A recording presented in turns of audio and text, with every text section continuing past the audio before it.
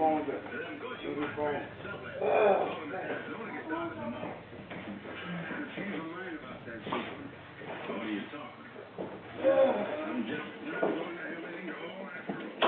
Once the couple's in the closet, the robbers soon leave as one carries out a safe while the other grabs a wallet and the couple's phones.